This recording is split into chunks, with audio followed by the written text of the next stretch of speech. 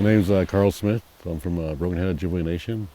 I grew up there early in my childhood. I moved away and moved back, and I've been involved with medicines, environment, water, since I moved back to the reserve 30 years ago.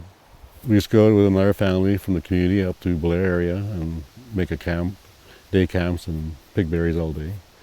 It was a lot of fun. There's a lot of us there, like sometimes 12 of us, 15, depending on who all came out. Mostly blueberries. That was the big thing for us sometimes in the summer times. We kept them for ourselves, and we sold at Belair store back in the day, like back in 60s, 70s. The Belair store used to be there, an old one. So yeah, we used to have little trails through the bush, like where to go pick and go to Belair store and sell it. 4 or 5 baskets per family group, maybe more. They're pretty big baskets back in the day. We had different seasons for different things, and blueberries was one of the highlights for me, I guess. I just really like blueberries, so yeah. They used to gather plums, wild plums, along the riverbank and ravine areas in the community. Those are really sweet and juicy. Now you hardly find them anywhere. Since I came back to the community 30 years ago, hard to find them. There was mushrooms available, morels and stuff. I remember seeing that on a table with a lot of wild meat. And then we had a potato farm, a garden stuff, canned stuff. So, it was always had vegetables and stuff. So that was pretty well day life at home. Look after the garden, carry water, chop wood, like a homestead kind of deal. But, eventually that came to an end. I remember the ricing season. And then when we got old enough to go ricing, we went ricing. That was our mainstay, some employment stuff we had to do, like sell our rice in the Whiteshell area and come back home, after the ricing's done. And then I moved on to cutting pulp, fence posts, rails, whatever had to be cut and people ordered it. So it was all physical work. Yeah. Kind of grew up in that day school area for 60s, 70s, the Christianity was high in that area. Really didn't start doing the ceremonial stuff till later on in life. But I did have to go collect the rocks, the cedar, and get everything ready, prepared, and chop the wood, and take the rocks in the sweat, and be the firekeeper stuff. So it all has meaning and certain way of doing it, and protocols you have to follow. And I learned from my father, him and some of his traditional friends he had, I guess. There was like 5 or 6 of them. I learned from Sagan, a guy from Little Black, Hollow Water, different elders. And like I say, the spirituality is a different thing there. It's you ask for things and the spirit will answer you. This stuff here is a Labrador tea. When you pick this, you pick for orange. Dark orange is the better, but this is really good tea now. You can pick it and drink it. It helps detoxify and cleanse your blood. But you have to stay close to washroom area because it does work fast.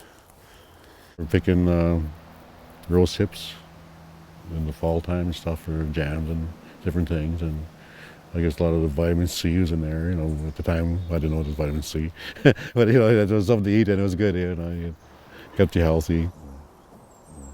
This is a young cedar coming up. There's a lot of white cedar here, eastern white cedar.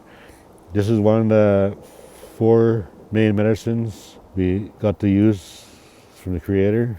Cedar is one of them. Sage is the other one. Sweetgrass and tobacco are the first 4 medicines we used from Creator. So yeah.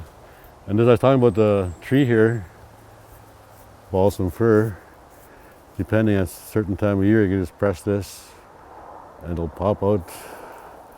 This is what it tastes like hulls. It's good for sore throats. And if you boil it and breathe it in, it's good for asthma in your lungs. It really tastes good.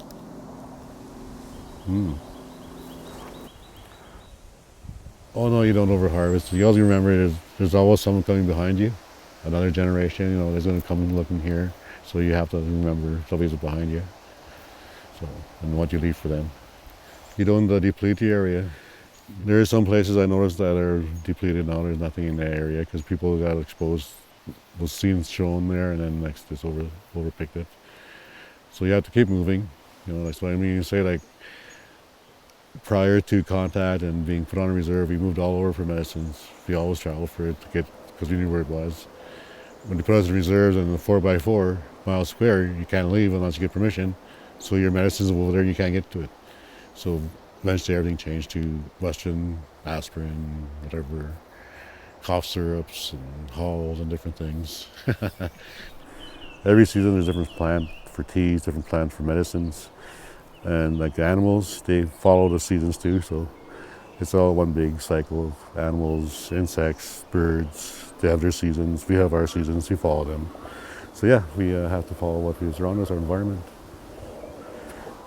And the purpose is to protect, educate, and hopefully people will catch on to preserving areas and remembering this is one of the rarest wetlands in the area, in this whole area, so yeah. I'm Roxie Ateah, and I am from the Victoria Beach, Grand Marais, Pine Falls area. My families are from there originally. I raised my family in Winnipeg, my children. I had 6 children. I've always kind of gone back and forth between the beach boreal life and the city life. You're walking along the path and your mom would say, oh, there's stony berries. And so you would bend down and look at the leaf and the plant and the berry, and then you'd try the berry. In my early years, the first medicine I remember really tasting was rose medicine. That was her favorite flower, the wild rose. It was just something you did because your mother did it and your grandmother did it and your cousins did it, and it would start in little bits. Like being the firstborn in my family, I spent a lot of time with my grandmother. Now over the years, I've learned all the medicine from the rose. My mother is amazing at plant identification. And in fact, my grandmother too, and my great-grandmother, they're all medicine people. Now, when I say medicine, I'm speaking about like helping physical ailments or mental, spiritual ailments. My mother is a nurse. Growing up in the bush, she was showing also the medicines in the bush, but also has the Western teachings, like the academic education. She's amazing at diagnosis. She's amazing at plant identification. My name is Tirzah Ateah, and I'm now living at Victoria Beach. I was a child at Victoria Beach.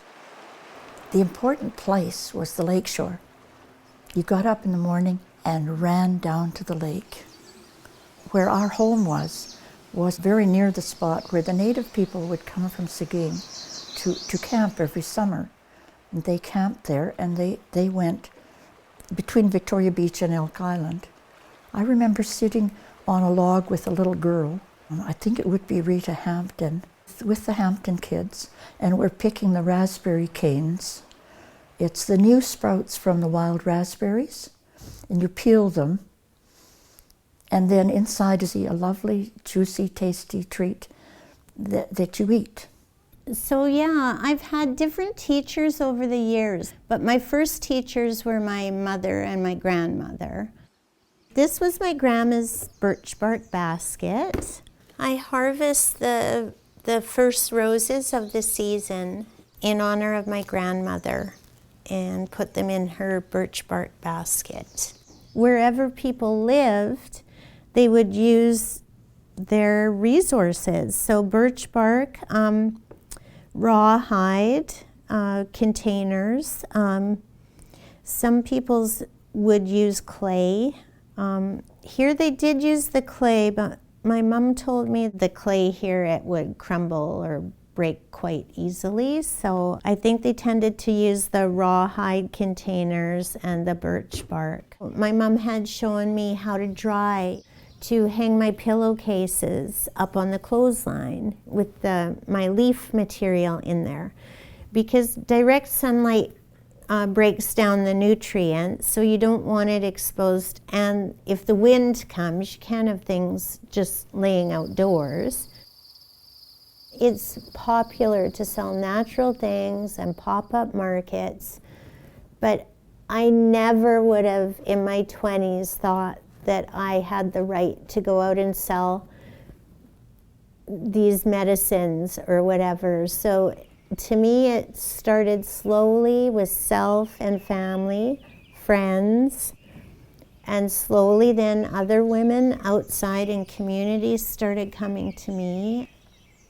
It's a big thing to me, apprenticeship versus I want to learn it quick and know it all now, you know? It's, and I think that's a return to a non-colonized form of learning, you know, slow learning. In tribal society, there were harvesters of medicine, there were harvesters of food, there were hunters, there were people that cleaned the hides, there were gardeners. So not everyone was meant to go out and pick medicine or know how to use that medicine. So I'm big on honoring vocation. And so I, as a grandmother, I know my grandchildren that are drawn to medicine, the plant medicine, and those are the ones I'm teaching the medicine to as well. In the state of the world, I just see that this is so important that my grandchildren learn this.